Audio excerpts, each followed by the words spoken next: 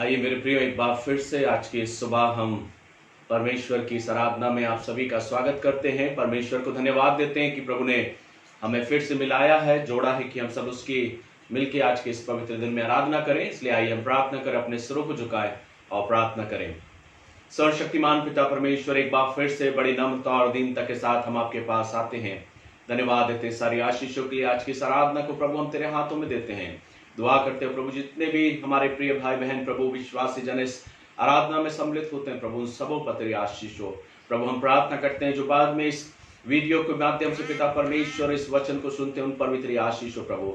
हर एक आराधना को, हर एक स्थानों को तेरे हाथों में सौंपते हुए यीशु ख्रीस्त के नाम से इस दुआ को मांगते हैं, आमीन। परमेश्वर का धन्यवाद करेंगे इस गीत के द्वारा।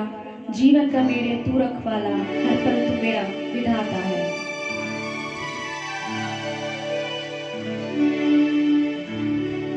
जीवन का मेरे तू रखवाला, हर पल तू मेरा विधाता है। जीवन का मेरे तू रखवाला, हर पल तू मेरा विधाता है। जीवन की कश्ती मस्ती भंवर में तू ही तो केवल हारा है। जीवन की कश्ती मस्ती भंवर में तू ही तो केवल हारा है। जीवन का मेरे तू रखवाला, हर पल तू मेरा विधाता है। जीवन का मेरे तू रखवाला, हर पल तू मेरा विधाता है। जीवन न होता होती नहीं कोई जीवन न होता होती नहीं कोई आती है तेरी आजा तू मेरे पास, आती तेरी आवाज़, आजा तू मेरे पास। तेरे सहारे बिना होती है राहें बिना, तेरे सहारे बिना होती है राहें बिना। जीवन का मेरे तू रखवाला, हर पल तू मेरा विधाता है। जीवन का मेरे तू रखवाला, हर पल तू मेरा विधाता है। जीवन की कश्ती फंसते भंवर में तू ही तो केवल हारा है। जीवन की कश्ती फंसते भंवर में तू ही तो केवल हारा है। जीवन का मेरे तू रखवाला, हर पल तू मेरा विधाता है। जीवन का मेरे तू रखवाला, हर पल तू मेरा विधाता है। जीवन का मेरा तू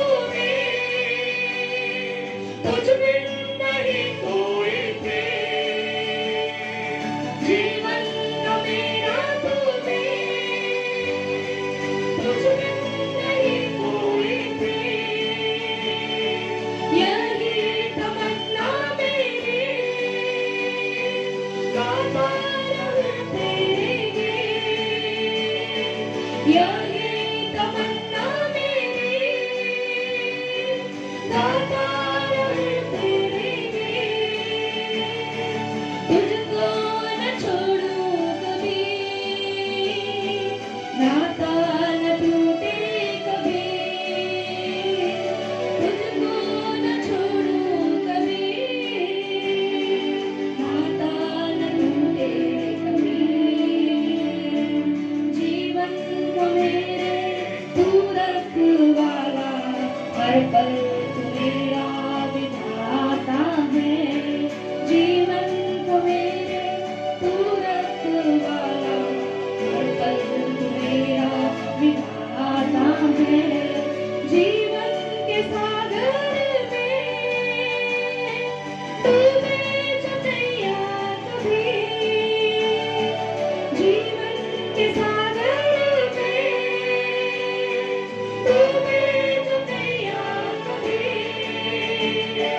तूफानी मौजों में चल कर आना कभी, तूफानी मौजों में चल कर आना कभी, सांसों को मेरे प्रभु सरगम नया देना, सांसों को मेरे प्रभु सरगम नया देना, जीवन का मेरे तू रखवाला, हर पल तू मेरा विधाता है, जीवन का मेरे तू रखवाला, हर पल तू मेरा विधाता है, जीवन की कश्ती फंसे भंवर में तू ही तो केवल मारा है, जीवन की कश्ती फंसे भंवर में तू ही तो केवल मारा है, जीवन का मेरे तू रखवाला, हर पल तू मेरा विधाता है।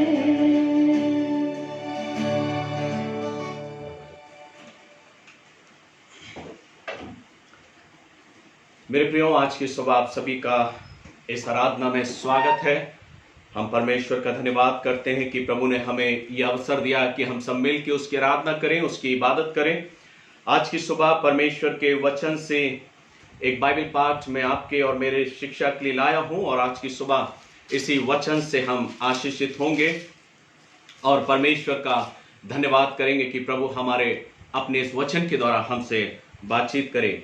यहाँ पर परमेश्वर का वचन कहता है, आप सब मेरे साथ निकाल सकते हैं, या ये आयत को मैं आप सबों के लिए पढ़ दूंगा जो हमको मिलता है यशायाह नबी की पुस्तक, उसका 37वां अध्याय और उसकी 31वीं आयत।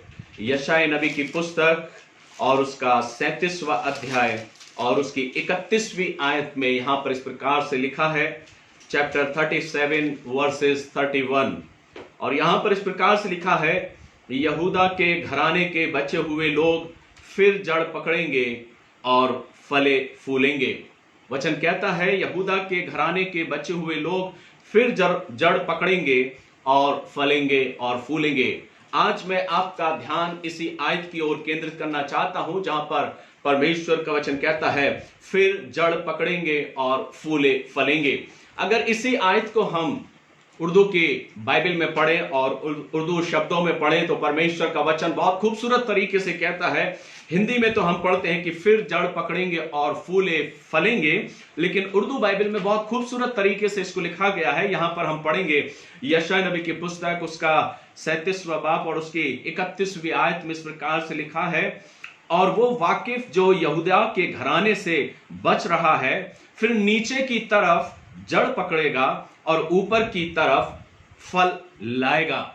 बहुत खूबसूरत तरीके से उर्दू बाइबल में इस आयत को लिखा है, और जैसा कि वचन कहता है फिर नीचे की तरफ जड़ पकड़ेगा और ऊपर की तरफ फल लाएगा। बहुत सुंदर तरीके से उर्दू बाइबल में इस शब्द को लिखा है, इस आयत को लिखा है, लेकिन हिंदी बाइबल में जब हम जाते हैं तो कहता है फिर जड़ पकड़ेंगे और फलेंगे फूलेंगे। तो आज मेरे प्रियो में आपका ध्यान उस जड़ की ओर केंद्रित करना चाहता हूं, जिस वृक्ष के विषय में, जिन वृक्षों को हम अपने जीवन में कई बार अपने आसपास के वातावरण में या अपने आसपास के माहौल में हम देखते हैं।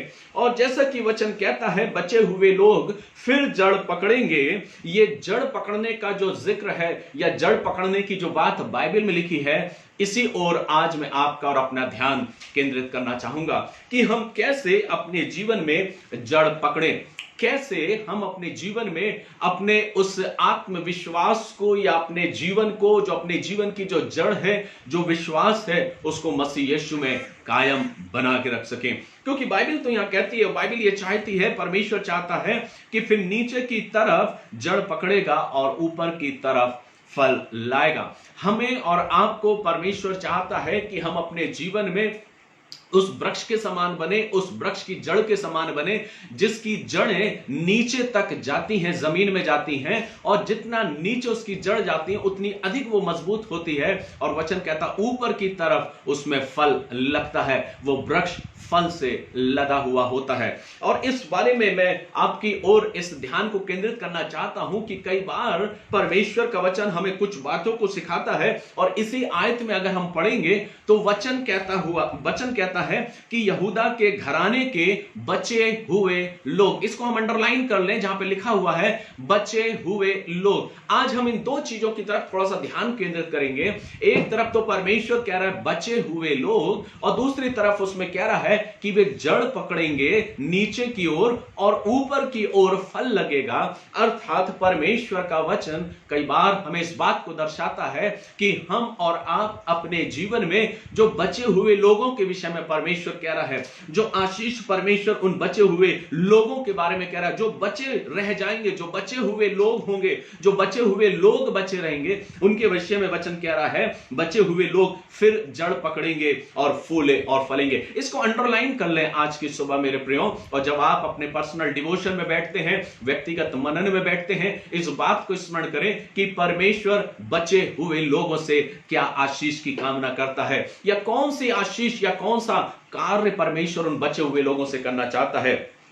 जब मैं इस आयत की ओर ध्यान कर रहा था और जब मनन कर रहा था, तो मैंने इस बात को देखा कि परमेश्वर का वचन कई बार बचे हुए लोगों से बहुत अद्भुत कामों को उसने किया है, बचे हुए लोगों के द्वारा बहुत अद्भुत कामों को किया है। एक सुंदर सा उदाहरण हमको मिलता है न्यायों की पुस्तक में, और उसमें एक वर्णन है न्यायों उसका 7वां अध्याय और उसकी 3री आयत में परमेश्वर का वचन कहता है कि परमेश्वर ने गिदोन से कहा, और गिदोन से उसने ये बात को कहा कि मैं मिद्यानियों पर तुझे विजय हासिल कराऊंगा, लेकिन इससे पहले कि तूने जो 32,000 लोग लिए हैं, जो सैनिक तूने लिए अपने साथ, जिन लोगों को लिया है, जो तकरीबन 32,000 है, इन 32,000 लोगों के द्वारा मैं तुझे मिद्यानियों पर विजय ना कराऊंगा। और न्यायों 7 उसका 3रा पद में अगर हम पढ़ते और उस आयत को अगर हम आगे पढ़ें, तो वचन कहता कि परमेश्वर ने गिदोन से कहा, और गिदोन से इस बात को कहा, जिन 32,000 लोगों को तूने निकाला है,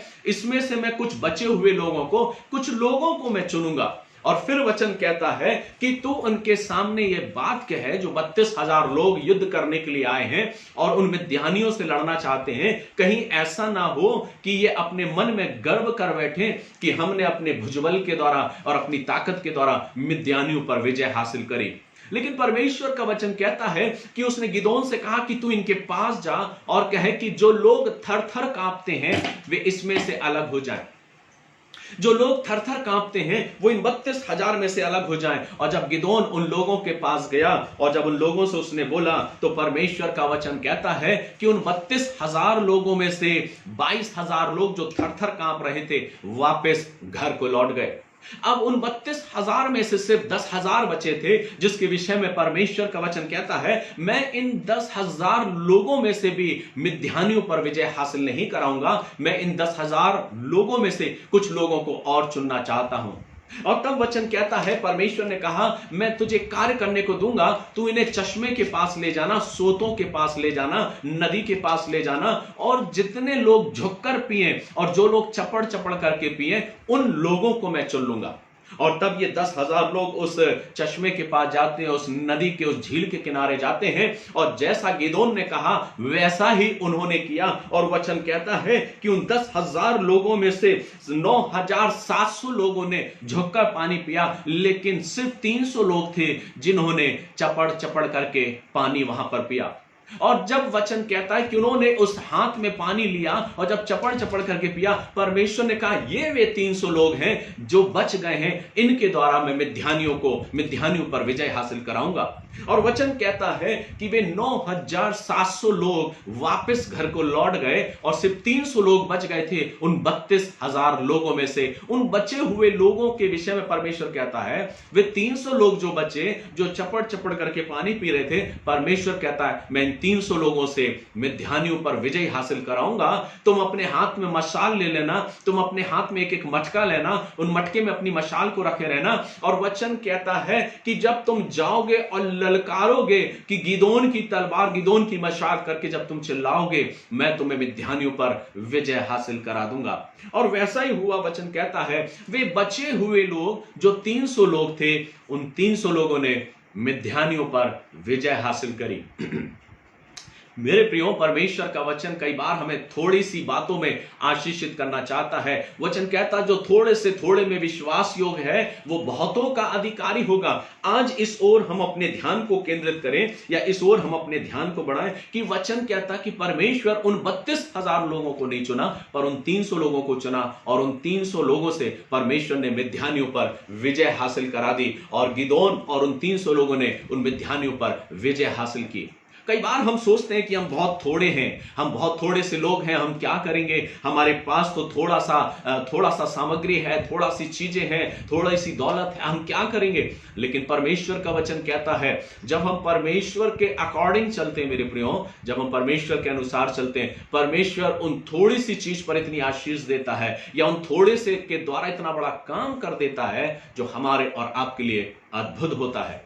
वचन कहता है, वचन बताता है जब परमेश्वर ने मूसा को बुलाया और उसने कहा मैं चाहता हूं कि तू इस्राएलियों लोगों को मेरे लिए निकाल ला उस मिस्र की गुलामी से, तो मूसा कहता है मैं कौन हूं जो उन लोगों के सम्मुख जाऊं और फिरौन के सामने खड़ा हूं। मैं तो योद्धा भी नहीं, मैं तो बोलने में सक्षम भी नहीं, मैं कैसे जाऊं। और तब परमेश्वर ने कहा तू भयभीत ना हो, तेरे हाथ में क्या है। उसने कहा मेरे हाथ में लाठी।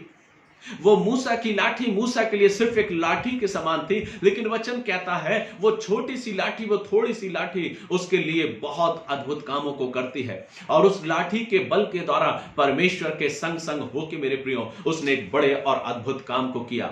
आज हम और आप सोचते होंगे कि हम थोड़ी सी चीजों में कई बार हमारा ध्यान बहुत और जाता है, बहुत सारी चीजों की ओर जाता है। जब हम ध्यान देते हैं हम सोचते हैं हमारी इनकम तो बहुत थोड़ी सी है, हमारी सैलरी तो बहुत थोड़ी सी है, इस थोड़ी सी सैलरी में हम क्या करेंगे। कई बार हम सोचते हैं कि हमारे पास अनाज बहुत थोड़ा सा है, इस थोड़े से अनाज में हम क्या करेंगे। कई बार हम सोचते हैं कि हमारे पास जो भोजन है वो बहुत थोड़ा सा है, इस थोड़े से भोजन में हम कितने लोगों को खिलाएंगे। लेकिन बाइबल का परमेश्वर कहता है कि वो परमेश्वर ऐसा है जो थोड़े से में बहुतों का आशीषित हमको करता है। वचन कहता है जब अपने शागिर्दों से उसने बोला कि तुम्हारे पास क्या है कि मैं इन 5,000 लोगों को भोजन कराऊं, तो उन्होंने कहा हमारे पास कुछ नहीं, बस थोड़ी सी रोटी और मछली है। उन्होंने कहा हमारे पास 5 रोटी और 2 मछली है। यीशु मसीह ने कहा उस 5 रोटी 2 मछली को मेरे पास ले आओ, और उसने आशीष मांगी और लोगों को बांट दी। और वचन कहता है लोग खा के तृप्त हो गए और 12 टोकरे बचा लिए गए। कई बार हम इसका हवाला कई बार अपनी जिंदगी में देते हैं, कई बार इसका हवाला हम अपनी जिंदगी में देते हैं और इस बात को कहते हैं कि जो परमेश्वर ने 5 रोटी और 2 मछली से 5,000 की भीड़ को खिला दिया, वो परमेश्वर मेरे और आपके जीवन में भी बहुत अद्भुत काम कर सकता है।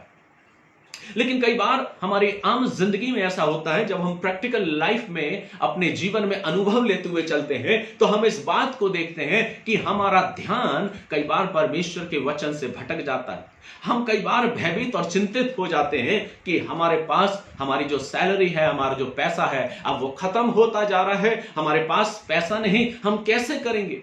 लेकिन मेरे प्रियो, अगर आप और हम अपने जीवन में थोड़े से में विश्वास योग हैं, अगर हमारा विश्वास बहुत मजबूत है, तो वचन कहता है परमेश्वर हमारे लिए अद्भुत काम करता है। लेकिन हमारी जिंदगी एक आम इंसान के समान होती है, हम मनुष्य के समान अपने जीवन में जीते हैं। क्यों? क्योंकि हम मजबूती के साथ अपनी जड़ को नहीं पकड़े हैं। हमारी जड़ इतनी मजबूत नहीं है कि हम विश्वास में मजबूत हों और हमारे फल ऊपर दिखाई दे।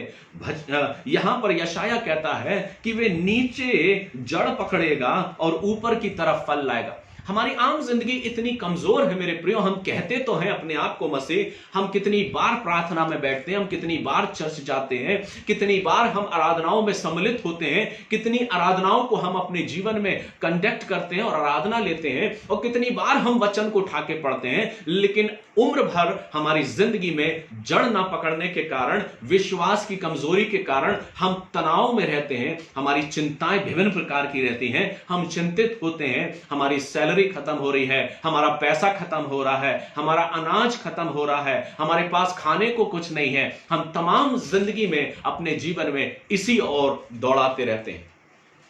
हर बार हर आराधना में मैंने आपको एक असाइनमेंट दिया और मैंने कहा है आप अपनी डायरी में लिखिएगा। आज एक और असाइनमेंट मैं आपको देता हूं कि आप कितने मजबूत हैं अपनी जिंदगी में, या आपने अपनी जिंदगी में अपनी जड़ को कितना मजबूत कर रखा है, ये आप अपनी डायरी में लिखिए। कई बार होता है कि हम कहते तो हैं कि हम बहुत विश्वास में मजबूत हैं, पर वास्तविकता यह होती है कि हम बहुत कमजोर हैं, और वो हमारा जीवन, वो हमारा फल प्रदर्शित कर देता है। हमारी जिंदगी भर में हमारे जो फल ऊपर नजर आते हैं वो प्रदर्शित कर देते हैं। जब हम चिंता करते हैं मेरे प्रियो, अपनी डायरी में नोट करिएगा डेली रूटीन में, अपने जीवन में, कि हम कितनी बार चिंता करते हैं और किन किन बातों की चिंता करते हैं। कई बार होता है हमें चिंता होती है हमारे भोजन की, हमको चिंता होती है हम क्या खाएंगे, हमें चिंता होती है अब शायद हमारा अनाज खत्म हो जा रहा है, शायद हमारा गेहूं खत्म हो जा रहा है, शायद हमारे पास भोजन खाने को नहीं है, शायद कई बार हम सोचते हैं आज अब हम क्या बनाएंगे क्योंकि ये सब खत्म होता जा रहा है। आप नोट करिए डायरी में कि यहां पर आपने शक पैदा किया और आपका विश्वास कमजोर हुआ। हम अपने जीवन में अपने आप को, अपनी जिंदगी को खुदा के कलाम की ओर ज्यादा केंद्रित करें मेरे प्रियो, क्योंकि बाइबल का परमेश्वर खुद कहता है कि मनुष्य केवल रोटी से जीवित नहीं रहता। बाइबल के वचनों को कहना बहुत आसान होता है मेरे प्रियो, पर उसके अनुसार अपनी जिंदगी को जीना बहुत कठिन होता है। इसलिए मैं कई बार कहता हूं कि आप उन चीजों को नोट करिए कि कहीं ऐसा तो नहीं कि मैं अपने विश्वास में कमजोर हो गया, कहीं ऐसा तो नहीं कि मेरी जिंदगी कमजोरी के साथ बढ़ती जा रही है। मैं बातें तो वचन की करता हूं, बातें तो परमेश्वर के कलाम की करता हूं, आयतें तो परमेश्वर की वचन की कहता हूं, पर मेरी खुद की जड़ इतनी मजबूत नहीं है कि मैं खुदा के कलाम में इतनी मजबूती के साथ अपने आप को तमाम उम्र अपनी जिंदगी को मैं जीऊं। इसलिए वचन यह कहता है कि वे नीचे की तरफ जड़ पकड़ेगा और ऊपर की तरफ फल लाएगा। कई बार होता है, हमने अपने जीवन में देखा होगा, मैं इस बात से नजरअंदाज नहीं करना चाहता कि हमारा परिवार है, हमारी जिंदगी है, हमारी रिस्पॉन्सिबिलिटी है, हमारी आवश्यकताएं हैं, मैं इससे नजरअंदाज नहीं कर रहा हूं, पर मैं ये कहना चाहता हूं, क्या आप अपने जीवन में उस विश्वास की जड़ को थामे हुए हैं, या आपकी जड़ इतनी मजबूत है कि आप चिंता नहीं करते कि अब क्या होगा, नेक्स्ट पल क्या होगा। हम अपने 24 घंटे में से अपनी जिंदगी के 22 घंटे इस सोच में बिता देते हैं कि अब क्या होगा। मैं कहता हूं ऐसी जिंदगी का होना हमारे लिए निरर्थक है अगर हम अपने जीवन में यह सोचते हुए बिता देते हैं 24 घंटे कि अब नेक्स्ट पल क्या होगा, क्या होगा हमें नहीं मालूम, आगे क्या होगा हमें नहीं मालूम। आज सारी दुनिया सिर्फ परेशान इस बात को लेके अब नेक्स्ट क्या होगा। मैं कहता हूं यह जिंदगी का देने वाला परमेश्वर है, वो सब कुछ जानता है, लेकिन हमें अपनी जड़ को मजबूत रखना है। जितना परमेश्वर ने निर्धारित हमारे लिए किया है मेरे प्रियो, हमको उस चीज से कोई नहीं छीन सकता, कोई हमसे उसे प्राप्त नहीं कर सकता जो परमेश्वर ने हमारे लिए निर्धारित किया है। और इसलिए आज मैं इस बात को कहना चाहूंगा, जब भी आप अपने मन में शक पैदा करते हैं या कहते हैं अब नेक्स्ट क्या होगा, नेक्स्ट हम क्या करेंगे, डायरी में लिखिए कितनी बार आपने दिन भर में बोल दिया इस बात को, कितनी बार आपने अपनी डायरी में मेंटेन करिए कि आपने अपनी जड़ को कमजोर बना दिया, खोखला बना दिया। और हम अपनी जिंदगी में अपनी जड़ को खोखला बना देते हैं। मैं सोचता हूं बहुत से लोग होंगे जो इस प्रकार की जिंदगी को जीते होंगे जिनकी जड़ शायद मजबूत नहीं, लेकिन मैं कई बार इस बात का प्रयास करता हूं, मैं कहता हूं कि हम सिद्ध नहीं पर हम सिद्धता की बढ़ने की ओर बढ़ सकते हैं, दौड़ लगा सकते हैं। हमें आवश्यकता है कि हम बड़े वचन से भी मैं आगे और बात करूंगा, परमेश्वर का वचन हमें बहुत सारी बातों को सिखाएगा। वचन कहता है जो बुलाए हुए हैं, जो थोड़े हैं, जो बचे हुए लोग हैं, 32,000 में से परमेश्वर सिर्फ 300 लोगों को बचाता है और उन 300 लोगों से एक बड़े अद्भुत काम को करता है, मिद्यानियों पर विजय हासिल कराता है। परमेश्वर चाहता है हम थोड़े से थोड़े में विश्वास योग्य हो, हम ऐसे मसीह विश्वासी बने, वो सिर्फ चर्च आराधना में जाने वाले मसीह विश्वासी नहीं, कर्मकांड को मानने वाले विश्वासी नहीं कि हम अपने पर्वों को मनाएं, अपने कर्मकांडों को करें, संस्कारों में फंसे रहें। ऐसे मसीही विश्वासियों की मैं बात नहीं कर रहा। मैं ऐसे मसीही विश्वासियों की बात कर रहा हूं जिनकी जड़ बहुत मजबूत होती है। और मजबूत कैसे करें यह भी मैं आपको हवाला दूंगा परमेश्वर के वचन से। लेकिन कई बार देखने में आता है हम इतने कमजोर मसीह विश्वासी होते हैं कि हमारी जिंदगी पूरी अपनी जिंदगी की तरफ ध्यान देने में लग जाती है कि हम कैसे जिएंगे, हम कैसे खाएंगे, हम कैसे अपनी जिंदगी को जिएंगे, कैसे हमारा अगला पल होगा, हम क्या करेंगे, और हम उसी ताना बाना में बुने रहते हैं, सब कुछ करने का प्रयास कर। लेकिन एक चीज मैं आपको और अपने लिए बताना चाहता हूं कि हम अपने आप से कुछ नहीं कर सकते। हम सिर्फ सोच सकते हैं पर हम कर कुछ नहीं सकते। इसलिए जब हम कुछ कर ही नहीं सकते तो हम सोचते क्यों हैं? और इसलिए मैं कहना चाहूंगा इससे बेहतर है कि आप तमाम बातों को सोचें, उतना ध्यान आप परमेश्वर से बातचीत करने में लगाएं। और परमेश्वर का वचन हमें हिम्मत देता है, ढाढ़स देता है। कई बार होता है कि हम मानवीय स्वभाव होने के कारण बहुत सी चिंताएं हमको होती है, लेकिन वचन हमको कहता है कि तुम चिंता मत करना। हम कहां हैं, हमारा विश्वास कहां है? अगर हम चिंता करते हैं तो हमें उस आयत को उस बाइबल से निकाल के अलग रख देने की जरूरत है कि हम तो चिंता करते हैं तो हमारी जड़ तो मजबूत वैसी ही नहीं है। हम अपने आप को मसीह विश्वासी कहते हैं, हम बोलते हैं कि हम प्रार्थना करने बैठे हैं, हम बोलते हैं हम वचन पढ़ते हैं, लेकिन वास्तविकता यह है कि आपकी जड़ बहुत कमजोर है, आप बहुत खोखले हैं और आपका जीवन बहुत खोखला है। हमारा और आपका जीवन बहुत कमजोर है अगर हम तमाम जिंदगी भर सिर्फ और सिर्फ चिंता में जीवन को व्यतीत करते रहे। इन दिनों में मैंने अपने जीवन में बहुत सारी बातों को सीखा है। उन बातों को मैं शेयर करना नहीं चाहता, पर मैं ये जानता हूं बहुत से अनुभव, बहुत से मिरेकल मैंने अपने जीवन में देखे हैं और उन आशीषों को अपने जीवन में पाया है। क्यों? क्योंकि जब हम अपने आप को परमेश्वर पर डिपेंड कर देते हैं, परमेश्वर पर निर्धारित कर देते हैं, परमेश्वर हमारे लिए सब कुछ प्रबंध करता है। और इसलिए आज मैं कहना चाहूंगा कि आप थोड़े से में विश्वास योग्य रहें, अपनी जड़ को मजबूत करें, अपने अंदर उस फलों को लाएं, क्योंकि अगर जड़ मजबूत होगी तो फल का आना स्वाभाविक है। और वो फल कैसे हैं वो आगे वचन में मैं आपको बताता हूं। लेकिन फिर मैं जिक्र करना चाहूंगा थोड़ी सी बातों के विषय में। 300 लोगों से परमेश्वर ने मिद्यानियों को हरा दिया और इस्राएलियों को विजयी कर दिया। वचन कहता है 32,000 में से सिर्फ 300 लोगों के द्वारा परमेश्वर ने विजय हासिल करा दी। आगे वचन मिलता है मत्ती रचित सुसमाचार उसका 22वां अध्याय और 14वीं आयत में वचन कहता है कि बुलाए हुए तो बहुत हैं पर चुने हुए थोड़े हैं।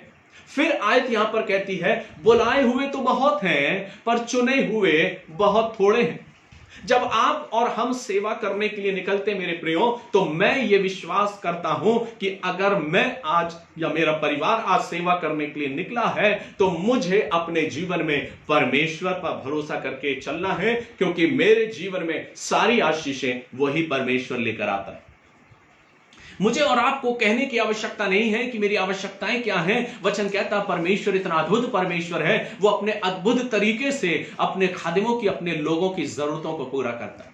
लेकिन हम आनंदित रहे, अपने अंदर उस जड़ को पकड़ के रखें। मैं कई बार देखता हूं, बहुत सारे लोगों के बारे में सुनता हूं और वचनों को मैं सुनता हूं, ध्यान देता हूं, और कई बार इस बात को मैं अपने जीवन में एनालाइज करता हूं कि कई बार हमारा जीवन तमाम चीजों की तरफ ज्यादा केंद्रित होता है बशर्ते कि परमेश्वर के कलाम की ओर।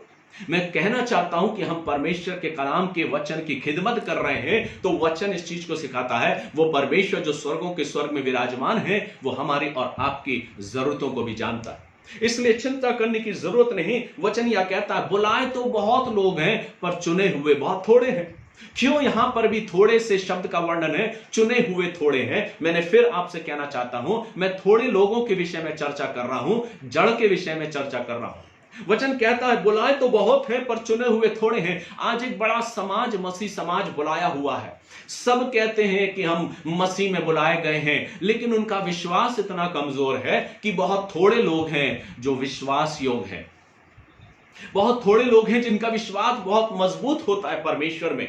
और परमेश्वर का वचन कहता है कि बहुत थोड़े से लोग हैं जो अपने जीवन में विश्वास के साथ आगे बढ़ते हैं। आज उसी लोगों के बारे में मैं बताना चाहता हूं। वचन कहता है जब यीशु मसीह ने 70 चेलों को चुना, जब यीशु मसीह ने एक एक करके शिष्यों को चुना, वचन क्या था, 70 लोग उसने चुने थे और 70 लोगों के बीच में जब वो वचन बांटने लगा, उसने कहा मेरा शरीर जो है वो देह है, मेरा मांस खाने का है, मेरा लहू पीने के योग्य है। तो बहुत से लोगों को ठोकर लगी क्योंकि वो उसके शब्दों को नहीं समझ सके कि वो आया ही इसलिए है कि अपने आप को बलिदान करे और अपने लहू को बहाए। और वचन वहां पर कहता है कि उन 70 शिष्यों में जो शिष्य उसके पीछे चलते थे, उन 70 शिष्यों ने अपने जीवन में ठोकर खाई। आप कहेंगे कहां वो वचन लिखा है? यूहन्ना रचित सुसमाचार उसके 6वें अध्याय में और उसकी 66वीं आयत में लिखा है। परमेश्वर का वचन कहता, और इसकी बात को सुनकर बहुत से लोग उसके पीछे चलने से इंकार कर दिया। उन 70 लोगों में से 58 लोग, 58 लोग अलग हो गए और सिर्फ 12 लोग बचे, 12 शिष्य।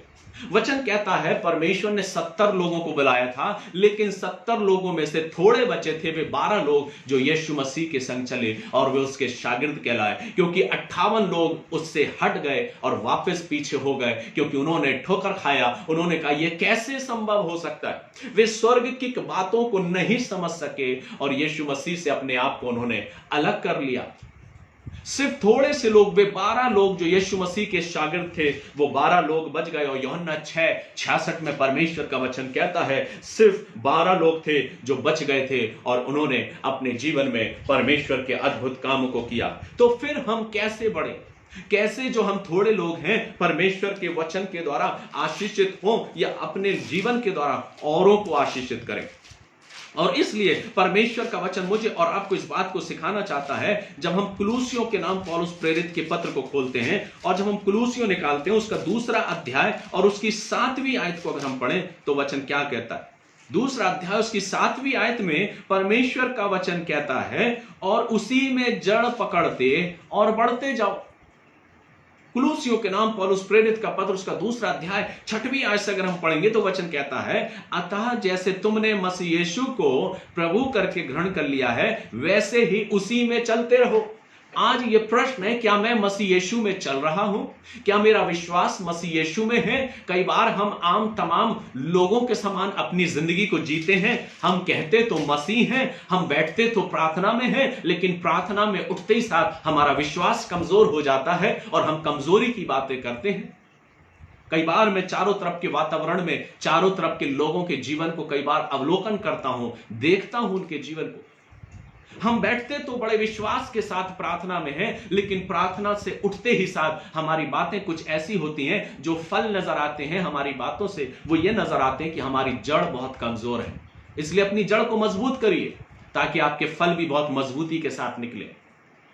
अपने विश्वास को मजबूत करिए। परमेश्वर का वचन कहता है कैसे हम मजबूत करें अपनी जड़ को। वचन कहता है मसीह यीशु को प्रभु करके ग्रहण कर लिया, वैसे ही उसी में चलते रहो। जब हम यीशु मसीह के साथ चलेंगे ना मेरे प्रियो, तो हमें खाने और पीने की चिंता नहीं रहती है। हमारी जिंदगी के बारे में हमें चिंता नहीं रहती। वचन कहता है जब 5000 की भीड़ पुरुषों की जो उसके संग चल रही थी, 3 दिन तक उसके साथ चले। क्यों? क्योंकि वो यीशु मसीह से मोहब्बत करने वाले लोग थे, वो यीशु मसीह से प्यार करने वाले लोग थे। इसलिए उन्हें भूख और प्यास की चिंता नहीं रही, लेकिन खुदा बाप उनकी चिंता करता है और वो बोलता है इन्हें बिठा दो, क्योंकि मुझे इनकी चिंता है, मुझे इन पे तरस आता है, क्योंकि ये 3 दिन से लगातार मेरे साथ चल रहे हैं। हम और आप अपने लाइफ में ये प्रैक्टिकल क्यों नहीं कर पाते? हम और आप अपने जीवन में कई बार इतने कमजोर हो जाते हैं। बातें तो हम परमेश्वर की बहुत करते हैं, पर वास्तविकता यह होती है 24 घंटे में सिर्फ 1 घंटा भी हम विश्वास के साथ नहीं जी पाते। आज आपको प्रेरित करना चाहता हूं कि अपने अंदर की जड़ को मजबूत करें। जिंदगी खाने पीने से नहीं चलती मेरे प्रियो। जीवन हमारा सिर्फ खाने पीने से नहीं चलता। जीवन चलता है परमेश्वर के वचन के अनुसार चलने के द्वारा।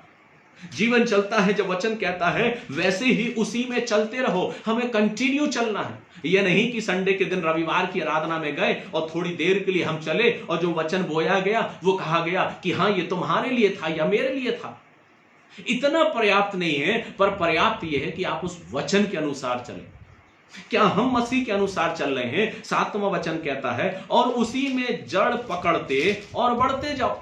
जड़ पकड़ने की बात कर रहा है और बढ़ते जाने की बात कर रहा है। हम जड़ कैसे पकड़ेंगे मेरे प्रियो? जब तक हम नदी के किनारे अपने आप को नहीं लाएंगे, जब तक हमारा जीवन, हमारी जड़ें बहते हुए जल के सोते के पास नहीं लगेंगी, तब तक हम जड़ पकड़ ही नहीं सकते। हम और आप अपनी जड़ को कैसे पकड़ेंगे? वचन तो कह रहा है उसी में जड़ पकड़ते और बढ़ते जाओ, और जैसे तुम सिखाए गए वैसे ही विश्वास में दृढ़ होते जाओ और अत्यधिक धन्यवाद करते रहो। विश्वास में दृढ़ होते जाओ और धन्यवाद करते रहो। अपने आप को मजबूती के साथ, विश्वास के साथ हमें आगे बढ़ना है। आज जो बात मैं आपसे कहना चाहता हूं मेरे प्रियो, जो जड़ की बात मैं कर रहा हूं, कहीं ऐसा तो नहीं कि मेरी जड़ बहुत कमजोर है जब हम इन बातों को कहते हैं कि अब हम क्या करेंगे, आगे क्या होगा, अगला पल क्या होगा। हम और आप परमेश्वर नहीं है, हम और आप सिर्फ इंसान हैं और इंसान ही रहेंगे। हम मिट्टी से बने हैं, एक दिन मिट्टी में मिल जाएंगे। हम कुछ नहीं कर सकते, तो अपना समय इतना बर्बाद इन चीजों में क्यों करते हैं कि अब नेक्स्ट क्या होगा। इससे बेहतर है मेरे प्रियो कि हम वचन को थामे रहें, वचन को पकड़े रहें, खुदा बाप पे भरोसा करें, उसके अनुसार अपनी जिंदगी को जिए, परमेश्वर से प्रार्थना करें और जो कुछ सुना है, जो कुछ सिखाए गए हैं, उसे विश्वास से, दृढ़ता से थामे रहें और दृढ़ता के साथ चलें, क्योंकि वचन कहता है उसी में चलते रहो और उसी में जड़ पकड़े रहो। जड़ पकड़ने की आवश्यकता यह है कि हम अपने आप को स्टैंड कर सकें, मजबूती के साथ खड़ा कर सकें। मैंने फिर आपसे कहना चाहता हूं, डेली रूटीन में अपनी डायरी में आप लिखिए कितनी बार आपने शंका करी, कितनी बार आपने वचन के विपरीत होकर बातचीत करी, कितनी बार आपका ध्यान अपनी जिंदगी में परमेश्वर के वचन के अलावा किसी दूसरी तरफ गया है। आपने अपने 24 घंटे को ज्यादा टाइम किस और व्यतीत कर दिया, कितना टाइम आपने अपना वेस्ट कर दिया। अपने जीवन का जो काउंटडाउन चल रहा हमारी जिंदगी का, चाहे वो मैं हूं, चाहे वो आप हो, हम सब जानते काउंटडाउन होता है, रेत की एक शीशी होती है, उसको पलट कर रख दिया जाता है और वो धीरे धीरे गिर रही होती है। हमें अपने समय को पहचानना है, अपने जीवन में स्ट्रांग बनना है, मजबूती के साथ बनना है और इस बात को स्मरण करना है कि मुझे अपने आप को, अपनी जड़ों को मजबूत बनाना है, विश्वास के साथ, मजबूती के साथ। वो सारपत की विधवा के बारे में मैं आपका ध्यान केंद्रित करूंगा। उसकी जड़ें इतनी मजबूत थी, इतनी पुख्ता थी, जब खुदा का खादिम उसके घर गया तो उसने कहा पहले मेरे लिए आधा टुकड़ा लेके आ और फिर तू अपने लिए और अपने बेटे के लिए बनाना। उस खुदा के खादिम के लिए उस स्त्री ने, जो सारपत की विधवा थी, उसकी जड़ इतनी मजबूत थी कि वो गई अपने घर में, उसने भोजन बनाया, उसने एक रोटी बनाई। शायद तेल इसलिए जिक्र किया गया है, शायद उसने पूड़ी बनाई हो या पराठा बनाया हो, आई डोंट नो, मुझे नहीं मालूम, लेकिन वचन कहता है वो एक रोटी का टुकड़ा उसके लिए लेकर आई और उसने उसको खाया और पिया। और जब तक एलिया खुदा का खादिम उसके घर में रहा, उसके घर का ना तो आटा चूका और ना उसके घर का तेल खत्म हुआ। ये बात सुनने में तो बड़ी अच्छी लगती है, बताने में, जिक्र करने में, लोगों के साथ बैठने में, परिवार के साथ बैठने में कई बार हम इसका जिक्र करते हैं, लेकिन कई बार जब हम स्वयं अपने जीवन से देने की बात करते हैं तो हम अपने आप को संकुचित कर लेते हैं। आवश्यकता क्या है मेरे प्रियो? परमेश्वर का वचन हमें क्या सिखाता है? उस खुदा के खादिम के लिए, सारपत की उस विधवा ने अपने जीवन में इतना स्ट्रांग रीति से अपनी जड़ों को मजबूत कर रखा था कि वो जानती थी कि अगर खुदा का खादिम मुझसे मांग रहा है तो शायद इसके मांगे जाने के द्वारा मेरा घर आशीषित होगा। और हुआ भी। वचन कहता है उसका घर आशीषित हुआ और जब तक अकाल रहा उसके घर का ना तो मैदा चूका और ना तेल कम हुआ। दूसरा वर्णन है 5000 की भीड़ को खिलाने का। उसने अपना टिफिन दे दिया, उसने रोटी दे दी, मछली दे दी, जो कुछ उसके पास था, और वचन कहता है 12 टोकरे बचा लिए गए। 12 टोकरे बचा लिए गए। ये आशीष की बात है परमेश्वर के वचन के द्वारा जो सिखा रही है कि हमें स्ट्रांग रहना, विश्वास योग रहना है। हम कई बार विश्वास योग क्यों नहीं बन पाते मेरे प्रिय? हमारी विश्वास योग्यता में हमारे जीवन में कमी क्यों आती है? इसलिए आती है क्योंकि इससे पहले हम विश्वास करें, हम सोचने लगते हैं क्या हमारे लिए बचेगा या नहीं बचेगा। जब हम ऐसा सोचते हैं तो जो चीज हम करने जा रहे होते हैं उसमें से वो भी खत्म हो जाता है। आवश्यकता क्या है? परमेश्वर का वचन यह सिखाना चाहता है, हम में से कितने लोग हैं जो सिर्फ और सिर्फ अपने बारे में सोचते हैं।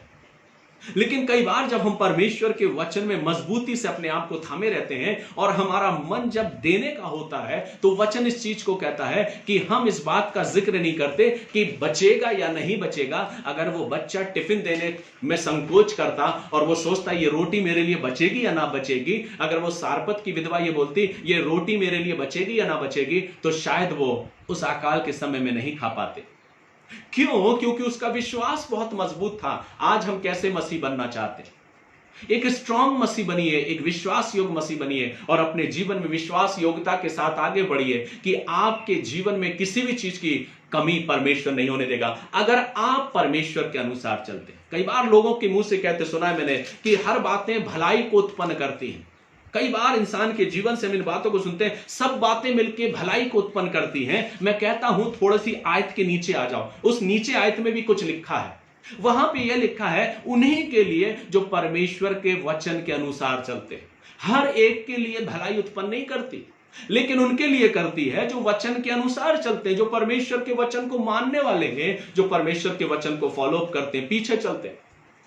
इसलिए आवश्यकता क्या है मेरे प्रियो? हमें अपने जीवन में जड़ को मजबूती देना है, जड़ को पकड़ बनाना है और थोड़े समय विश्वास योग्य रहना है। वचन कहता सारपत की विधवा थोड़े समय इतनी मजबूती के साथ विश्वास योग्य रही कि उसने खादिम के सम्मुख अपनी रोटी को रख दिया और वचन कहता उसके घर का नाम मैदा चूका और ना तेल खत्म हुआ। आज आप और हम कर सकते हैं क्या इस बात को? ये कह सकते हैं मैं अपने उस अमुक व्यक्ति के लिए अपने घर का अनाज दे दूंगा क्योंकि मुझे मालूम है मेरे घर में कमी नहीं होगी। क्या आप ये प्रैक्टिकल लाइफ करना चाहते हैं? क्या आपने ये प्रैक्टिकल लाइफ अपने जीवन में किया है? नहीं किया मुझे नहीं मालूम। लेकिन परमेश्वर का वचन क्या सिखाना चाहता है? परमेश्वर का वचन यह सिखाना चाहता है कि परमेश्वर हमारे लिए सब कुछ करता है। मैंने अपने जीवन में इस आशीष को पाया है। अगर आप अपने जीवन में देना सीखेंगे, परमेश्वर भी आपको देना सीखेगा। पहले खुदा के खादिम को देना आना चाहिए। कई बार मैं कहता हूं मैं एक ऐसा खादिम बनना चाहता हूं, लेने वाला नहीं पर देने वाला खादिम बनो। सिर्फ लेने वाले मत बनो, देने वाले बनो। क्या हम एक देने वाले खादिम हैं? क्या हम परमेश्वर के ऐसे सेवक हैं जो देने वाले हैं या सिर्फ लेने वाले हैं? मैं हर एक उन लोगों के लिए बात को रखना चाहता हूं मेरे प्रियो। वचन इस चीज को सिखाता है। एलिया भी लेने वाला नहीं था पर देने वाला था।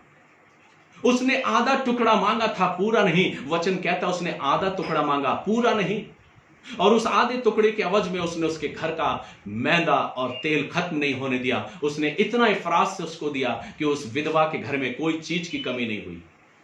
आज आवश्यकता क्या है? अपनी जिंदगी में प्रैक्टिकल लेके देखिए मेरे प्रियो। अपने जीवन में आप इस बात का अनुभव लेके देखिए। मैंने अपने जीवन में अनुभव लेके देखा है, सब कुछ खत्म होने के बाद भी परमेश्वर खत्म नहीं होने देता, भर देता है।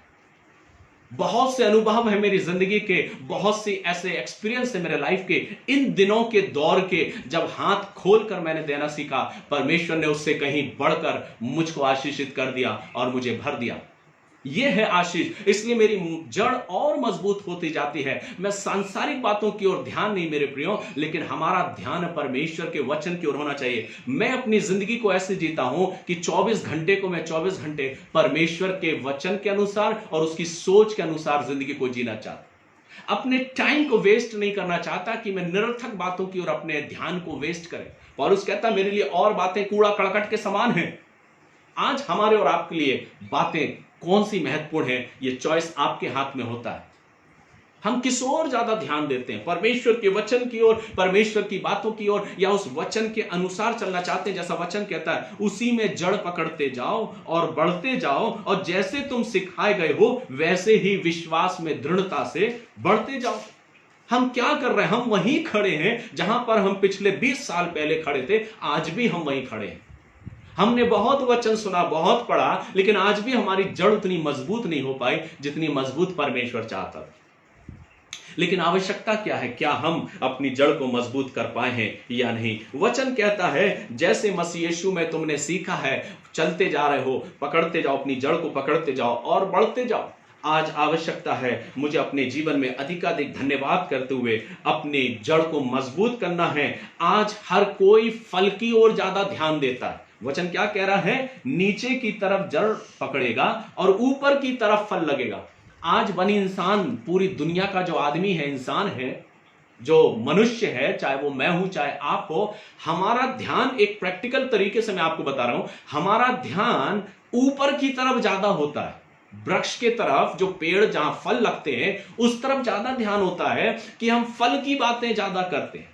जड़ हमारी कितनी कमजोर है इस पे ध्यान नहीं रहता, लेकिन हम फल की तरफ ज्यादा ध्यान देते हैं। हम ध्यान देते हैं कि हमारे पेड़ में, हमारे घर में फल लगे, हमारा परिवार आशीषित हो जाए, हम आशीषित हो जाए, लेकिन जड़ कितनी कमजोर है इस ओर हमारा ध्यान नहीं होता। जरा सी समस्याएं हमारे जीवन में आती हैं, हम उथल पुथल होने लगते हैं। जरा सी कमी हमारी जिंदगी में आती है, हम बेचैन हो जाते हैं।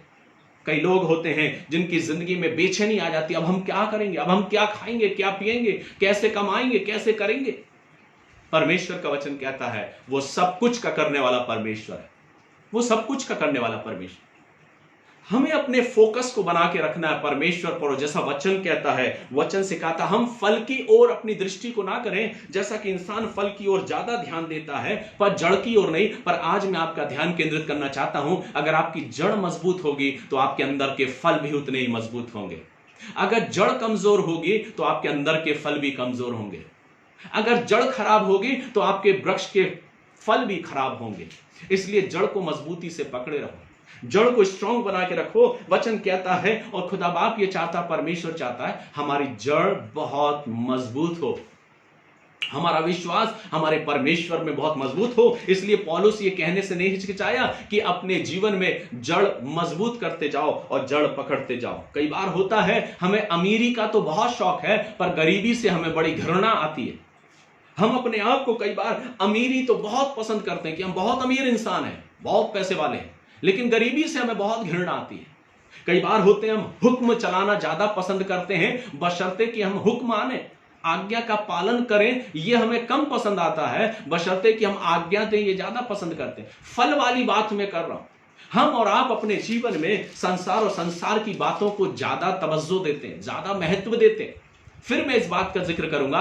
आज अपनी डायरी में मेंटेन करिए कि आपने 24 घंटे में से कितना टाइम सांसारिक बातों की ओर लगा दिया है और कितना ध्यान आपने परमेश्वर के वचन की ओर लगाया। हमारा और आपका ग्राफ अपने आप पता चल जाएगा कि हमारी जड़ कितनी मजबूत है, हम कितनी मजबूती के साथ आगे बढ़ रहे हैं। परमेश्वर का वचन कहता है जड़ पेड़ का वो हिस्सा होता है जो दिखाई नहीं देता। जब मैं इस पे अध्ययन कर रहा था, मनन कर रहा था, तो मैंने इस बात को देखा, परमेश्वर का वचन कई बार हमको सिखाता है। इस वचन को मैंने अपनी मिनिस्ट्री लाइन में कभी प्रीच नहीं किया, लेकिन ये कल वचन मुझको मिला और मैंने इस वचन को शेयर करना चाहा कि वास्तविक पेड़ का वो हिस्सा जो जड़ होती है वो कभी दिखाई नहीं देती, और वो हिस्सा जो जड़ कभी दिखाई नहीं देती, पर वचन कहता उसी हिस्से को मजबूती से रखना है। हम जो दिखाई देता हम उसकी तरफ ज्यादा ध्यान देते हैं। कोई बहुत अमीर है, हम सोचते हैं बहुत आशीषित है, पर वास्तविक क्या है, उसकी जड़ कितनी कमजोर है। आपने ये देखा है कि उसके अंदर की जड़ कितनी कमजोर है। हमारा ध्यान सिर्फ फल की ओर होता है, लेकिन परमेश्वर का वचन कहता है इंसान उस ओर अपने ध्यान को केंद्रित करे जो जड़ है, जो दिखाई नहीं देती। उसे उस चीज को मजबूती से थामे रहना है, उस चीज को मजबूत करना है। इसलिए वचन कहता है हम कैसे, अब जो प्रश्न उठता है, हम कैसे अपनी जड़ को मजबूत करें। वचन जब कहता है कुलुसियों 2 अध्याय में कि उसी में जड़ पकड़ते जाओ और बढ़ते जाओ, तो कैसे पकड़े जड़, एक प्रश्न हमारे जीवन में आता है। कैसे हम अपनी जड़ को मजबूत करें और अपने आप को मजबूती के साथ थामे रहें। निकालिए मेरे साथ, मैं आपके लिए पढ़ दूंगा नीति वचन उसका 12वां अध्याय, नीति वचन उसका 12वां अध्याय और उसकी 12वीं आयत में परमेश्वर का वचन इस प्रकार से कहता है, और वहां पर जिक्र है उस जड़ के बारे में जिस जड़ के विषय में आज मैं आपसे बात कर रहा हूं।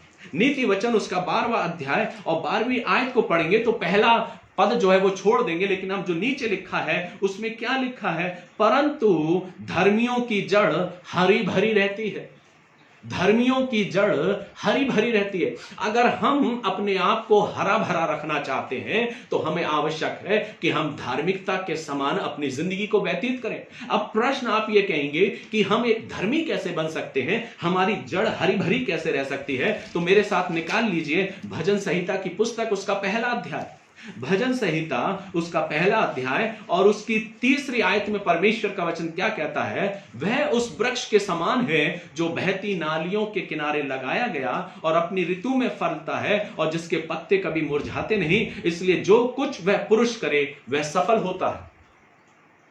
हमें अपने आप को, अगर अपनी जड़ को हरी भरी करना है, तो हमें अपने आप को, उस वृक्ष को, अपने पेड़ को, अपने आप को बहते हुए नाली के किनारे, उस नदी के छोर के किनारे, तट के किनारे हमें लगाना होगा। क्या हम परमेश्वर का जो वचन एक जल के समान है, इस वचन के किनारे अपने जीवन को बिता रहे हैं? वचन के साथ साथ हम चल रहे हैं, और अगर अपनी जड़ को हरी भरी रखना चाहते हैं, जैसे नीति वचन 12 और 12वां पद कहता है, परंतु धर्मियों की जड़ हरी भरी रहती है। आप दुख में भी आनंदित होंगे, हर परिस्थिति में आनंदित रहेंगे। आप अपने जीवन में इस बात को एनालाइज करें। आप देखिए, परमेश्वर का वचन कहता है, जब अकाल रहा तो परमेश्वर ने एलिया से कहा, एलिया तू यहां से उठ और कनेरित नाले के किनारे जा, और जब तक मैं तुझसे ना कहूं वहीं पर ठहरे रहना और वहीं का पानी पीना, उस नाले का पानी पीना। मैं कल रात की ये सोचने लगा कि काश अगर एलिया की जगह हम और आप होते और परमेश्वर हमसे और आपसे कहता कि तू उठ, एलिया के नाम की जगह अपने नाम को रखें, तू उठ और उस कन्नरित नाले के पास जा, जहां चारों तरफ सूखा है, वीरान जंगल है, सब तरफ सूखा पड़ा है, और वहां जा, वहां ठहरे रहना और उसी नाले का पानी पीना। तो हम क्या कहते खुदा बाप से? खुदा बाप हम नहीं जाने वाले, क्योंकि ना तो वहां खाने को है और ना पीने को है। हमारे जीवन में हमारी चिंताएं खाने पीने की तरफ ज्यादा होती है। लेकिन मैं सोचने लगा कल शाम कि वास्तव में खुदा का खादिम कितना स्ट्रांग था। क्यों था? क्योंकि उसकी जड़ मजबूती से परमेश्वर में पकड़ी हुई थी। वो परमेश्वर पर विश्वास करने वाला था, इसलिए उसे विश्वास था कि मैं अगर जा रहा हूं तो जो परमेश्वर मुझे भेज रहा है वो मेरे खाने का भी प्रबंध करेगा। जब मैंने अपने जीवन में अपनी मिनिस्ट्री लाइन को छोड़ा, जो 14 इयर्स की सेवकाई को मैंने छोड़ा, लोग आने के लिए तरसते हैं, सेवकाई के लिए आने के लिए, मैंने कहा नहीं, अब मैं अपनी मिनिस्ट्री स्वयं जो परमेश्वर का दर्शन उसको करूंगा। बहुत से लोगों ने इस बात को सोचा, बहुत से लोगों ने इस बात को किया, क्या करेंगे अपने आप, अकेले क्या करेंगे। समय बीतता गया, 2 साल हो गया मेरे प्रियो, परमेश्वर ने आज भी संभाला है और किसी रीति से कोई चीज की कमी घटी नहीं होने दी। क्योंकि अगर हम विश्वास से जड़ पकड़े रहते हैं अपने मसीह में, हम विश्वास से इस बात को कहते हैं, परमेश्वर हमारे लिए सब कुछ प्रबंध करता है। परमेश्वर वो महान परमेश्वर, आशीषित देने वाला परमेश्वर है। जब हम अपनी ध्यान सांसारिक चीजों से हटा के आत्मिक चीजों की ओर लगाते हैं, परमेश्वर हमें हर प्रकार से आशीषित करता है। आज मैं इस बात को कहता हूं कि परमेश्वर ने किसी रीति से किसी चीज की कमी घटी नहीं होने दी, क्योंकि वो परमेश्वर सदैव हमारे संग रहता है। अगर आप और हम अपनी जड़ को मजबूती के साथ, विश्वास के साथ खुदा में बनाए रखते, कायम रखते, मेरे प्रियो, परमेश्वर हमें किसी रीति से कमी घटी नहीं होने देता। वचन कहता है उनकी जड़ हरी भरी रहती है। कैसे हरी भरी जड़ को रखेंगे अपनी? जब हम अपने आप को नदी के किनारे बना के रखेंगे। आगे वचन कहता है, यिर्मयाह नबी की पुस्तक उसका 17वां अध्याय पढ़िए। वचन यहां पे भी कुछ बात हमें सिखाना चाहता है। यिर्मयाह नबी की पुस्तक उसका 17वां अध्याय और उसकी 8वीं आयत, 17वां अध्याय और उसकी 8वीं आयत में परमेश्वर का वचन इस प्रकार से लिखता है। मैं आपके लिए पढ़ दूंगा। वचन कहता है, वह उस वृक्ष के समान होगा। कौन? ये मेरे और आपके लिए परमेश्वर का वचन है। वचन कहता है, वह उस वृक्ष के समान होगा जो नदी के किनारे लगा हो और उसकी जड़ जल के पास फैली हो, और जब धूप होगी तब उसको ना लगेगी, और उसके पत्ते हरे रहेंगे, और सूखे वर्ष में भी उनके लिए विषय में कुछ चिंता ना होगी, क्योंकि वह तब भी फलता रहेगा। अंडरलाइन कर ले इस आयत को। जो वृक्ष नदी के किनारे लगा होगा, अपने आप को नदी के किनारे लगाने का अनुभव पैदा कीजिए मेरे प्रियो। कई बार इंसान सोचता है मिनिस्ट्री में हम जा रहे हैं, इंडिपेंडेंट मिनिस्ट्री हम कर रहे हैं, हम कैसे करेंगे, क्या करेंगे। कोई चिंता करने की जरूरत नहीं मेरे प्रियो। यह उदाहरण मैं आपके सामने बैठा हूं। परमेश्वर का वचन कहता है, जब आप खुदा के अनुसार चलते हैं अपने जीवन में, कई बार जब हम अपनी जिंदगी को परमेश्वर के अनुसार बीते हैं, परमेश्वर हमारे लिए अपरंपार आशीष की बारिश करता है और हमें किसी रीति से किसी भी चीज का मोहताज नहीं होने देता। अगर हम अपने आप को इस वृक्ष के समान, वचन कहता है, नदी के किनारे लगा हो और उसकी जड़ जल के पास फैली हो। जो जड़ जल के पास फैली होगी वो हमेशा हरी भरी रहेगी। हम क्यों पेड़ में बार बार पानी डालते हैं? ताकि उसकी जड़ हरी भरी रहे। आज आवश्यकता है कि हम अपनी जड़ को मजबूती के साथ थामे रहें, अपनी जड़ को उस नदी के किनारे लगाएं ताकि हमारी जड़ हरी भरी बनी रहे, परमेश्वर की निकटता में अपने जीवन को व्यतीत करें।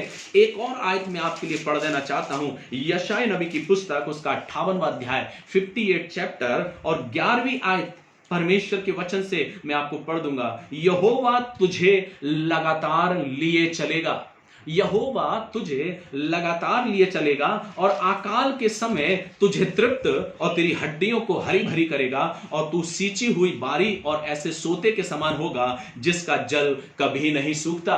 कितनी बड़ी आयत, कितनी बड़ी आशीष परमेश्वर हमसे करता है। वचन कह रहा है यहोवा तुझे लगातार लिए चले फिरेगा। जब आप खुद परमेश्वर के साथ चलोगे तो वो परमेश्वर भी आपको उठाए लिए चले फिरेगा। लेकिन कई बार होता हम परमेश्वर के साथ चलना ही नहीं चाहते। कई बार होता हमारी जिंदगी, कई बार मैं विचार करता हूं, मेडिटेट करता हूं तो मैं सोचता हूं कि हमारा डेली रूटीन कैसा होता है। हम सुबह उठते हैं, हमारे साथ हमारा परमेश्वर होता है, वो हमारे पास आता है, हमारे सिर पे हाथ रख के हमारी आंखों को खोलता है, कहता उठ मेरे बेटे या मेरी बेटी। हम उठते हैं, बड़े खुश होते हैं, 2 सेकंड की हम प्रेयर करते हैं। प्रेयर करने के बाद खुदा बाप बोलता है आज मैं तेरे संग संग चलूंगा। हम बोलते हैं हाँ प्रभु तू मेरे साथ चल। थोड़ी दूर तक तो हम चलते हैं, जैसे जैसे घंटे बीतते जाते हैं हमारा ध्यान खुदा बाप की तरफ से हटता जाता है। और फिर हम कैसे चलते हैं? प्रभु तो हमारे साथ चल रहा है, प्रभु तो हमारे संग चल रहा है, पर हम उसको तवज्जो ही नहीं दे रहे, हम उसकी तरफ ध्यान ही नहीं दे रहे।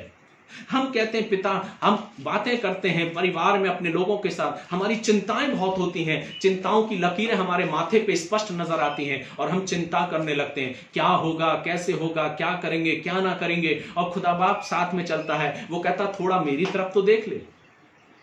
ये कल मैं सोच रहा था बैठे बैठे कि कई बार हमारी जिंदगी कुछ ऐसी होती, खुदा बाप तो हमारे पास चलने के लिए आता है। वचन भी कह रहा है, वो क्या कह रहा है? यहोवा तुझे लगातार लिए चलेगा।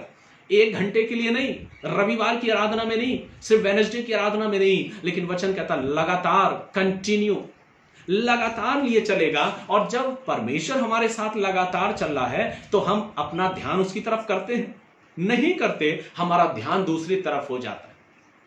वचन कहता है, वचन परमेश्वर का सिखाता 2 मार्ग है, एक सकरा मार्ग है, एक चौड़ा मार्ग है। ज्यादातर लोग चौड़ा मार्ग ज्यादा पसंद करते हैं बशर्ते सकरा मार्ग। और हमारी जिंदगी ऐसी होती है कि खुदा बाप सुबह हमारे संग चल रहा है क्योंकि आपने ही उसको बुलाया है और हमने ही उसको प्रार्थना के द्वारा बुलाया। प्रभु हम तो उससे प्रार्थना करते हैं, प्रभु कहता मेरे जन ने मुझे बुलाया है, मैं उसके पास जाता हूं, वो मेरे पास आता है, गुड मॉर्निंग होता है, हम बैठ के बातचीत करते हैं, प्रार्थना करते हैं। फिर वो कहता आज दिन भर मैं तेरे साथ रहूंगा।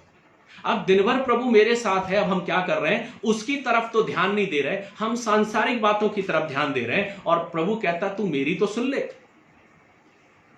और हमारा ध्यान सिर्फ संसार संसार और संसार की बातें रहती है, हम उसकी तरफ ध्यान ही नहीं देते। और तब एक क्षण ऐसा आता है, खुदा बाप कहता है अब तू अपनी कर, मैं यहां से उठ के जाता हूं, जो मुझे पुकार रहा है मैं उसकी सुनूंगा।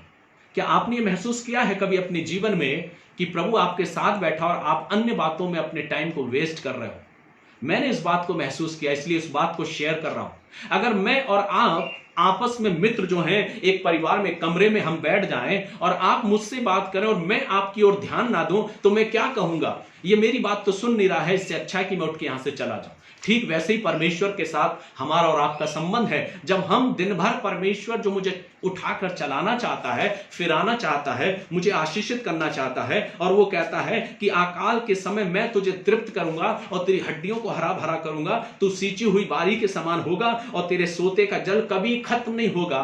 इतनी बड़ी आशीष परमेश्वर दे रहा है, फिर भी हम चिंता कर रहे हैं क्या होगा, कैसे होगा, क्या करेंगे। परमेश्वर कहता है तू जब मेरी तरफ ध्यान ही नहीं दे रहा तो मैं तेरे साथ बैठूं क्यों?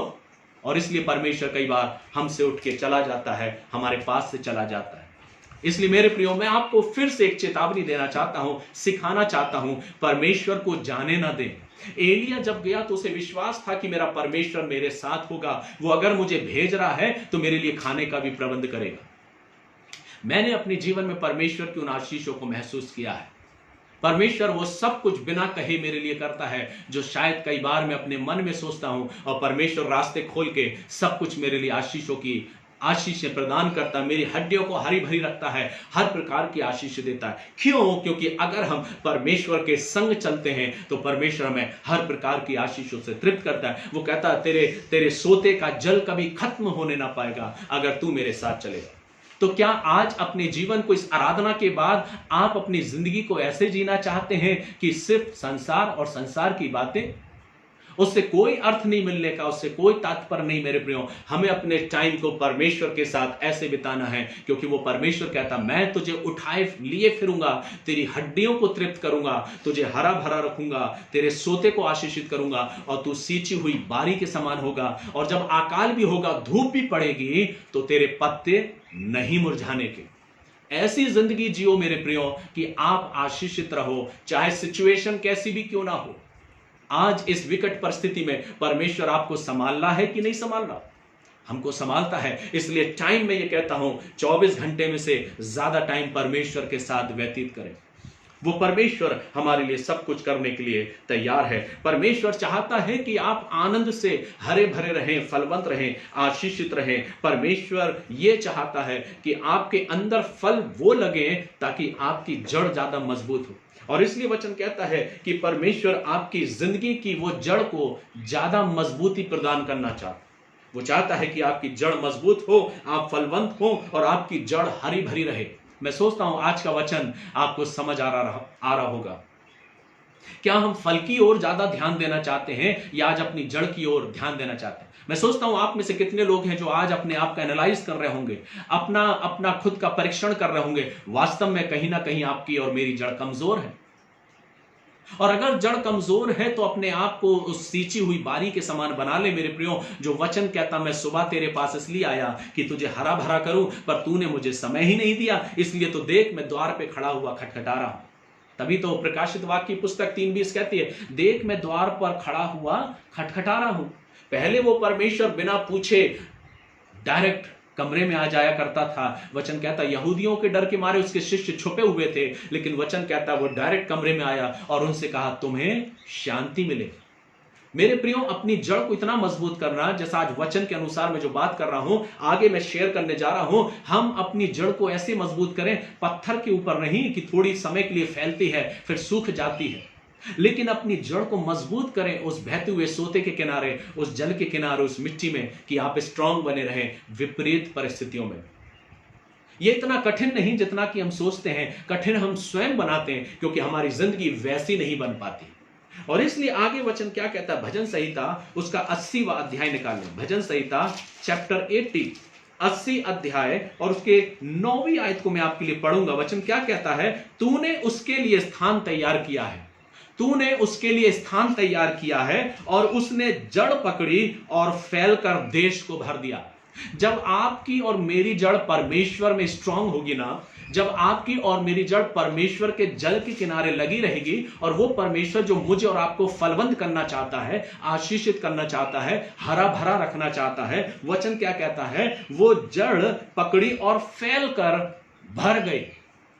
जब हम और आप परमेश्वर में स्ट्रांग हो जाएंगे तो हमारी जड़ें फैलेंगी, औरों को मजबूत करेंगी, औरों को आशीषित करेंगी और उनको फलवंत कर देंगी। आज ये वचन मैं सोचता हूं आपको आशीषित कर रहा होगा और आप अपने आप का एनालाइज कर रहे होंगे, कहीं मैं कमजोर तो नहीं, कहीं मैंने परमेश्वर के समय को नजरअंदाज तो नहीं कर दिया। वो परमेश्वर जो मेरे साथ दिन भर टाइम को व्यतीत करना चाहता था, मैंने अपने समय को अपने व्हाट्सएप में, अपने फेसबुक में, अपने इंस्टाग्राम में, अपने गेम्स में, अपनी बातचीत में व्यतीत कर दिया है। मैं प्रयास करता हूं कि बहुत कम अपने फोन को यूज करूं। मैं कई बार प्रयास करता हूं इस चीज, और मैं प्रयास करता हूं कि मैं बहुत कम बातचीत करूं। ये मैंने अपने जीवन में लागू करना सीखा है। और मैं प्रयास करता हूं ज्यादातर परमेश्वर के वचन की ओर ध्यान करूं। लेकिन हमारे साथ क्या होता है कि हम ज्यादा से ज्यादा, परमेश्वर तो खड़ा रहता है मुझसे बात करने के लिए, पर हम उसको तवज्जो नहीं देते, हम उसको टाइम ही नहीं देते, हम उसको वक्त ही नहीं देते। हमको और आपको कैसा फील होता है जब आप हमारे पास आते हैं, हम आपको तवज्जो ना दें, हम आपकी अहमियत ना समझें। आप क्या कहेंगे? इस व्यक्ति के लिए मैंने अपने टाइम को दिया पर इसने मुझे समय नहीं दिया, इसलिए आज के बाद इसके पास जाना बेकार है, मैं उसके पास जाऊंगा जो मुझे समय देता है। मेरे प्रियो, एवरीडे परमेश्वर हमारे और आपके लिए अपने समय को निकालता है। इसलिए तो उसका कलाम हमसे और आपसे कहता है, जहां 2 या 3 मेरे नाम से एकत्रित होते, मेरे नाम से। हमारा एकत्रित होना कैसा होता है? कई बार हम 2 या 3 इकट्ठे होते हैं एक दूसरे की चर्चा करने के लिए। हम इकट्ठे होते हैं, 2 या 3 बैठते हैं, हम पारिवारिक चर्चा करते हैं, हम अपने परिवार के इर्द गिर्द ही घूमते रहते हैं। लेकिन बाइबल क्या कहती है? किनके बीच में उपस्थित होता है? उनके बीच में जो मेरे नाम से एकत्रित। अगर आप परमेश्वर के नाम से इकट्ठे होंगे तो ही परमेश्वर आपके बीच में इकट्ठा होगा, एकत्रित होगा, बशर्ते नहीं होगा अगर आप 2 या 3 इकट्ठे हो रहे हैं बुराई करने के लिए या यहां वहां की चर्चा करने के लिए या परिवार के बारे में चर्चा करने के लिए, परमेश्वर कदापि नहीं उपस्थित होगा। यह बिल्कुल फैक्ट बात है, यह बिल्कुल क्लियर है, क्योंकि उसका वचन बोल रहा है। मैं कोई रेवरेंड सोलोमन नहीं बोल रहा, वचन कह रहा है जहां 2 या 3 मेरे नाम से इकट्ठे होते हैं। हमारा इकट्ठा होना जब परमेश्वर के लिए होता है तो परमेश्वर हमारे बीच में होता है। लेकिन अगर हमारा इकट्ठा होना निरर्थक बातों के लिए होता है, वहां परमेश्वर कदापि नहीं आता, क्योंकि परमेश्वर का वचन कहता है परमेश्वर निरर्थक बातों की ओर अपने ध्यान को केंद्रित नहीं करता। इसलिए जब भी हम इकट्ठे हो तो सचेत हो जाए, क्या हमारा इकट्ठा होना परमेश्वर के लिए है या निरर्थक बातों के लिए? और कई बार होता है हम इकट्ठे होते हैं, निरर्थक बातें 3 घंटे करते हैं, उसके बाद हम कहते हैं आइए हम प्रार्थना कर लें, आइए हम छोटी सी प्रार्थना करें। यह प्रार्थना हमारे लिए व्यर्थ है, क्योंकि हमारा इकट्ठा होना परमेश्वर के लिए नहीं था, निरर्थक बातों के लिए था। इसलिए सचेत रहे, नेक्स्ट टाइम जब हम इकट्ठे हों तो हम परमेश्वर की चर्चा करें, ना कि व्यर्थ बातों की। और इसलिए वचन यहां कहता है, परमेश्वर का वचन हमें सिखाना चाहता है, और वो कहता है और उसने जड़ पकड़ी और फैलकर देश को भर दिया। जब हम परमेश्वर की निकटता में जीवन व्यतीत करते ना मेरे प्रियो, हमारे संपर्क में आने वाला व्यक्ति भी आशीषित होता जाता है, और वो भी मेरे जीवन से आशीष को प्राप्त करता है। क्यों? क्योंकि आपकी जड़ परमेश्वर में मजबूत है, आपकी जड़ परमेश्वर के साथ मजबूत है। एक और आयत में आपके लिए पढ़ दूंगा, यिर्मयाह नबी की पुस्तक उसका 17वां अध्याय आप मेरे साथ निकाल लें। यिर्मयाह नबी की पुस्तक उसका 17वां अध्याय और उसकी 8वीं आयत में परमेश्वर का वचन क्या कहता है। यहां पर बहुत खूबसूरत तरीके से परमेश्वर अपने वचन के माध्यम से हमें सिखाना चाहता है। यिर्मयाह 17 और उसकी 8वीं आयत में कहता है, वह उस वृक्ष के समान होगा जो नदी के किनारे लगा हो और उसकी जड़ जल के पास फैली हो। हमें अपनी जड़ों को परमेश्वर के पास फैलाना है, हमें अपनी जड़ों को परमेश्वर के करीब ले जाना है, क्योंकि हमें एक दिन परमेश्वर के पास ही खड़ा होना है। क्या हमने अपने संबंध को परमेश्वर के साथ अच्छा बना लिया है? वचन कहता है क्योंकि उसकी जड़ें गहरी और अच्छे से पोषित होती हैं, जो जड़ें जल के किनारे लगी हुई होती हैं। परमेश्वर का वचन उस जल के समान है। वचन कहता तू नहीं जानती कि कौन तुझसे जल मांगता है, अगर जानती तो मैं तुझे वो जीवन का जल देता जो तेरे अंदर से उमड़ता। जब हम अपनी जड़ों को, अपने मस्तिष्क को, अपने दिमाग को, अपनी मांसपेशियों को इस वचन रूपी जल में डुबो देते हैं मेरे प्रियो, तो हम इतने स्ट्रांग बन जाते हैं कि विपरीत परिस्थिति में भी हमें चिंता नहीं रहती कि हम क्या करेंगे क्या नहीं करेंगे, हमारा जीवन यापन कैसे होगा या कैसे नहीं होगा, क्योंकि हम ये जानते हैं कि हमारा परमेश्वर जो स्वर्ग के स्वर्ग में विराजमान है वो हमारी और आपकी चिंता करता है। हम अपनी आप चिंता करके क्या कर सकते हैं? कुछ नहीं कर सकते।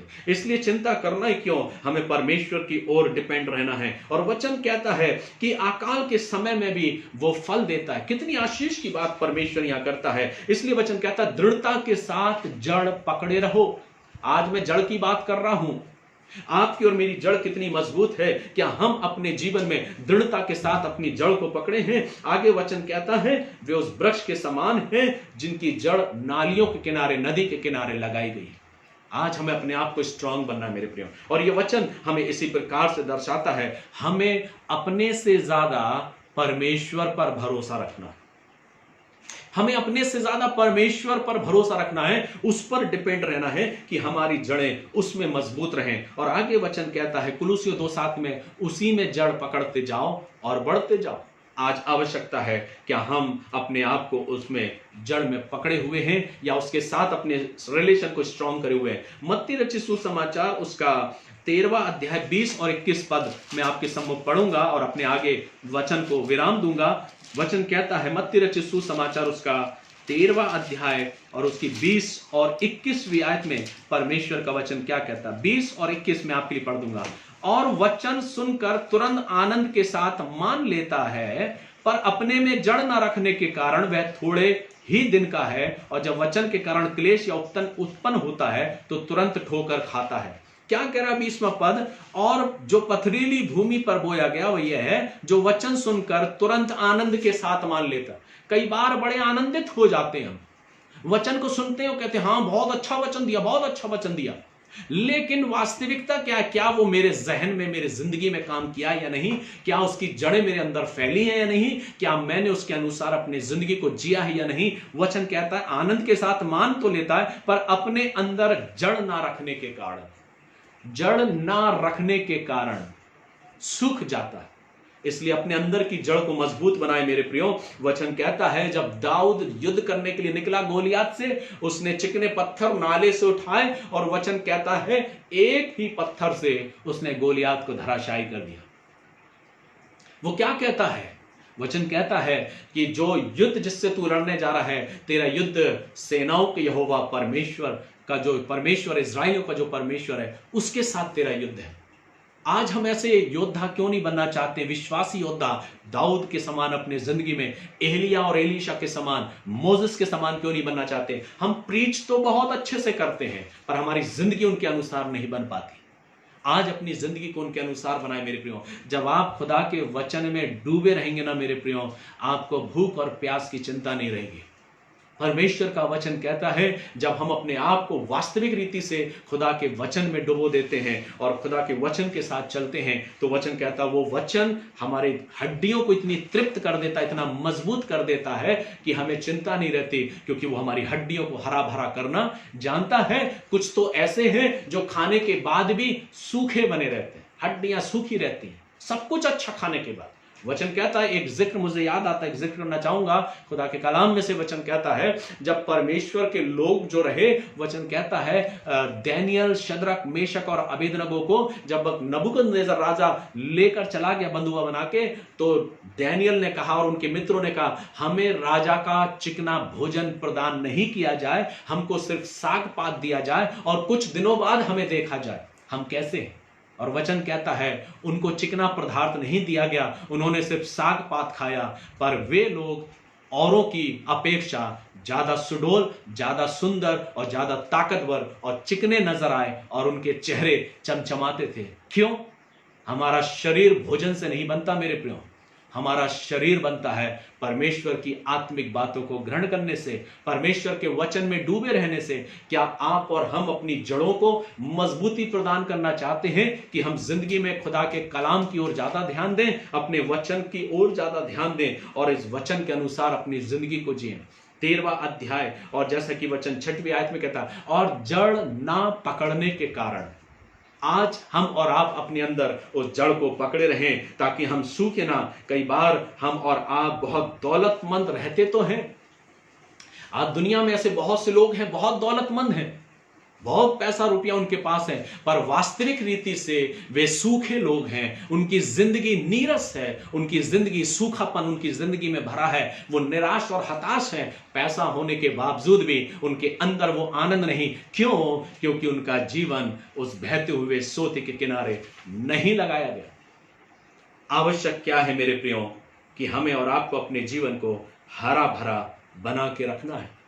वो परमेश्वर हमारी जिंदगी को हरा भरा रखना चाहता है, लेकिन आवश्यकता क्या है कि हम अपने अंदर की जड़ को मजबूत करें। एक आयत पढ़ के मैं खत्म करना चाहूंगा, पुराने नियम से आप मेरे साथ निकाल लें। होशे नबी की पुस्तक, होशे नबी की पुस्तक और उसका 9वां अध्याय और उसकी 16वीं आयत, और इस आयत को कह के फिर मैं खत्म करूंगा। होशे नबी की पुस्तक उसका 9वां अध्याय और 16वीं आयत में परमेश्वर का वचन क्या कहता है? मेरा परमेश्वर उनको निकम्मा ठहराएगा क्योंकि उन्होंने उनकी नहीं सुनी। 16वां पद वचन कहता है उनकी जड़ सूख गई और फल न लगेगा, चाहे उनकी स्त्रियां बच्चे भी जने तो भी मैं उनके जन्मे हुए दुलारों को मार डालूंगा। वचन क्या कहता है यहां पे? वचन 16वें पद में कहता है उनकी जड़ सूख गई और उनमें फल ना लगेगा।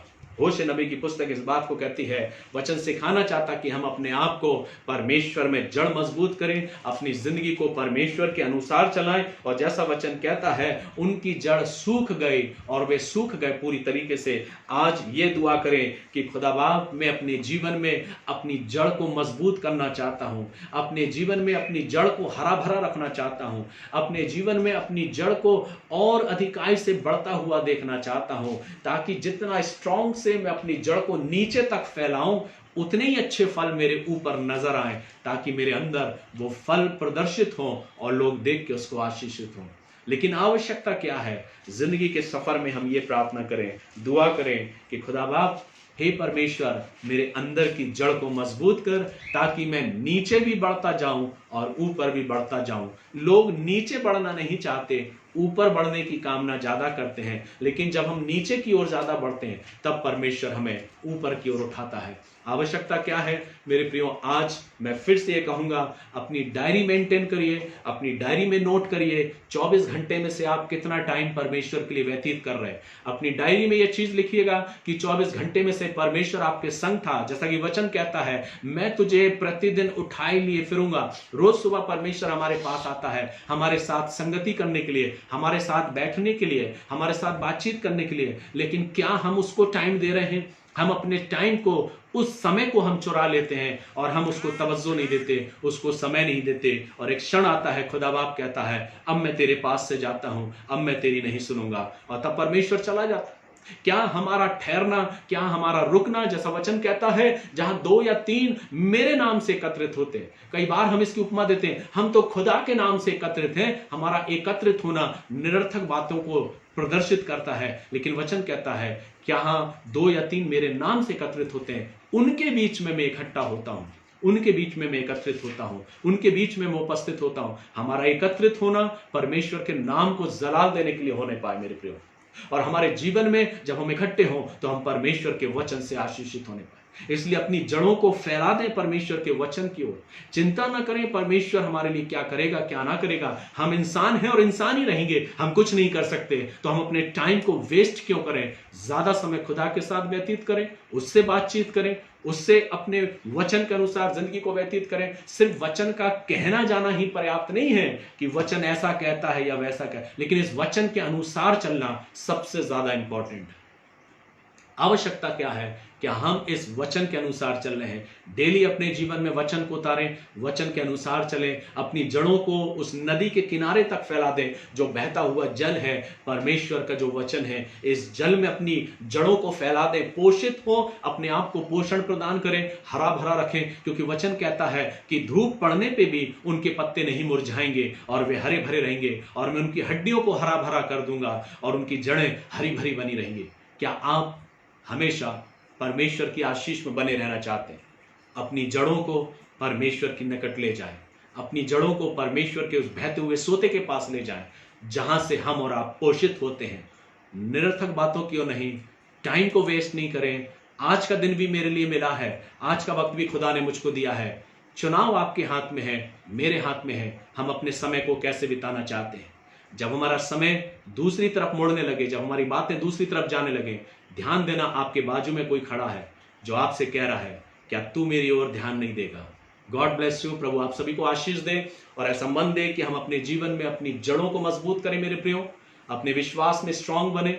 चिंता ना करें किसी भी बात की, परमेश्वर सब कुछ का करने वाला परमेश्वर है। मैं फिर इस बात को कहता हूं, हम मनुष्य हैं, हम कुछ नहीं कर सकते, परमेश्वर से सब कुछ संभव होता है। इसलिए अपने विश्वास को परमेश्वर के हाथों में दें, विश्वास के साथ आगे बढ़ें। आपका परमेश्वर, हमारा परमेश्वर हमारी हड्डियों को हष्टपुष्ट करता है, हरी भरी करता है। हम चाहे कुछ भी खाएं, लेकिन परमेश्वर उसमें इतनी ताकत देता है कि हमारी हड्डियां हरी भरी रहती हैं। इसलिए जहां भी हैं, खुश रहें, आशीषित रहें, ब्लेस्ड रहें, खुद आशीषित हो, दूसरों के लिए भी आशीष का कारण बने। आपका इकट्ठा होना परमेश्वर के नाम को जलाल देने के लिए हो, ताकि आपकी और हमारे जीवन में परमेश्वर की आशीष हो। God bless you. प्रभु आप सभी को आशीषित करें। जो मैसेज, जो संदेश आपने सुना है, अपने मित्रों के साथ इसको शेयर करें, इसको बांटें, ताकि वे भी आशीषित हों। आप हमारे लिए दुआ करें कि परमेश्वर हमें अपने वचन में ऐसे ही इस्तेमाल करे, और परमेश्वर का वचन मेरे द्वारा नहीं, पर जो वचन खुदा बाप हमको देता है, उसके कलाम के द्वारा, उसके वचन के द्वारा मैं आपसे बातचीत करूं, मैं भी आशीषित हूं और आप भी आशीषित हों। परमेश्वर आप सभी को अपनी आशीषों में परिपूर्ण करे। हमारे आने वाले बुधवार की मीटिंग जो है वो ठीक संध्या 7:30 बजे रहेगी, जिसकी सूचना आपको व्हाट्सएप और फेसबुक के जरिए प्रदान की जाएगी। तब तक आप हमें अपनी प्रार्थनाओं में उठाए रहें, हम भी आपके लिए प्रार्थना कर रहे हैं। आइए हम दुआ करें, अपने सुरों को झुकाएं। सर्वशक्तिमान पिता परमेश्वर, हम आपके पास आते हैं, धन्यवाद देते हैं सारी आशीषों के लिए प्रभु, और आज के इस खूबसूरत दिन के लिए प्रभु जो आपने हमारे लिए हमको प्रदान किया, और आप हमारे साथ आज अपने दिन को व्यतीत करना चाहते हैं।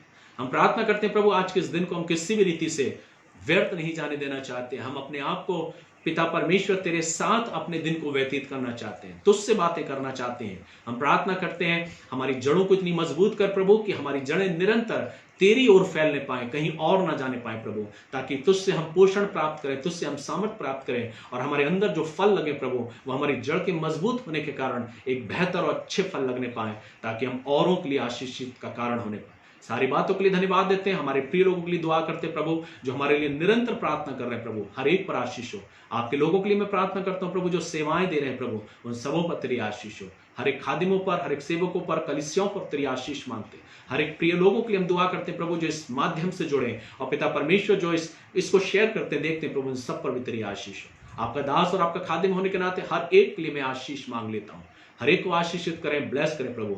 जब तेरी मर्जी हो फिर से मुलाकात करें और तेरे नाम को जला देने पाए, तब तक अपने आप को, अपने प्रिय लोगों को प्रभु तेरे ही सुरक्षा भरे हाथों में सौंपते हुए दुआ हमारे उद्धार का तो त्राण को तो फिर से जलाने वाले यीशु नासरी के नाम से मांगते हैं, आमीन। हम सब प्रभु की प्रार्थना एक साथ करें। हे हमारे पिता, आप जो स्वर्ग में हैं, आपका नाम पवित्र माना जाए, आपका राज आवे, आपकी इच्छा स्वर्ग में पूरी होती है वैसे इस पृथ्वी पर भी पूरी हो। हमारी दिन में रोटी आज आप दे, और जिस तरह हमने अपने अपराधों को क्षमा किया वैसे आप भी हमारे अपराधों को क्षमा करें। हमें परीक्षा में न डालें परंतु बुराई से बचाएं, क्योंकि राज, पराक्रम और महिमा सदा आपकी है, आमीन। हमारे प्रभु यीशु मसीह का अनुग्रह, परमेश्वर पिता का प्रेम, पवित्र आत्मा की संगति, सहभागिता और उसकी आशीषें आप सभी के साथ, आपके पूरे परिवार और आपके घराने बच्चों के साथ, आपसे लेकर हमारे उद्धार को तो त्राण करता प्रभु यीशु मसीह के दोबारा आगमन तक होती रहे, परमेश्वर पिता, पुत्र और पवित्र आत्मा के द्वारा, आमीन। धन्यवाद। God bless you. प्रभु आप सभी को आशीषित करे। खुश रहिए और आनंदित रहिए।